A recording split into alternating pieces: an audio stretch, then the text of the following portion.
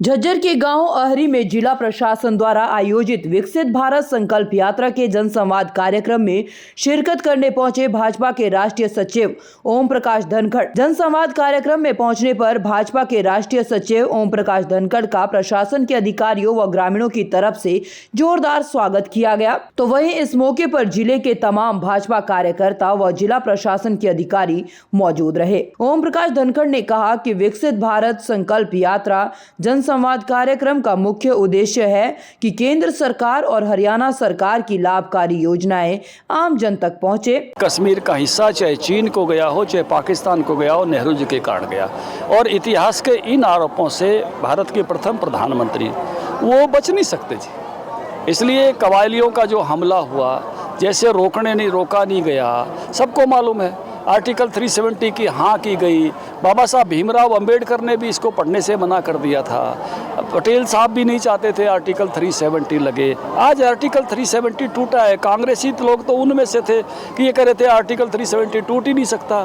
फिर सर्वोच्च न्यायालय में गए, उनमें कांग्रेसी वकील भी गए, अब वहाँ से भी मोहर लग गई। तो इस बात की पीड़ा अगर कांग्रेस नेतृत्व को है तो वो रहेगी, क्योंकि देश की एकता और अखंडता का काम मजबूत हो रहा है और पुराने ढर्रे से नई ढर्रे पर चीज़ें आएंगे। देखिए, हुड्डा साहब तो रोज़ ये सपना लेते हैं, ये सपना उनका 9.5 साल से चला हुआ है, लेकिन जिस प्रकार से 3 राज्यों की जीत हुई है तो सपने में खलल पड़ जाते हैं।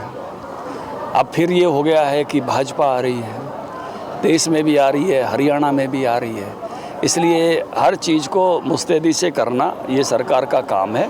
और कहीं कोई मुद्दा विपक्ष सकारात्मक तरीके से उठाता है तो सरकार उसको पूरा भी करती है, लेकिन ये सपना छोड़ दे, अब ये सपने पूरे होने वाले नहीं है।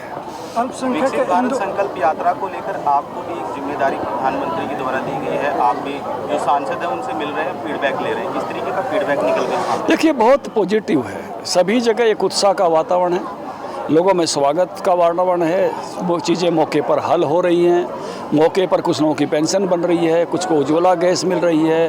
तो ऐसी सब समस्याओं का समाधान होना अपने आप में बहुत बड़ी बात है और सब ने इसको सकारात्मक और मैं कहूँगा कि उत्साहवर्धक और पहली बार एक ऐसी पहल बताया जो अब से पहले किसी सरकार ने नहीं की थी।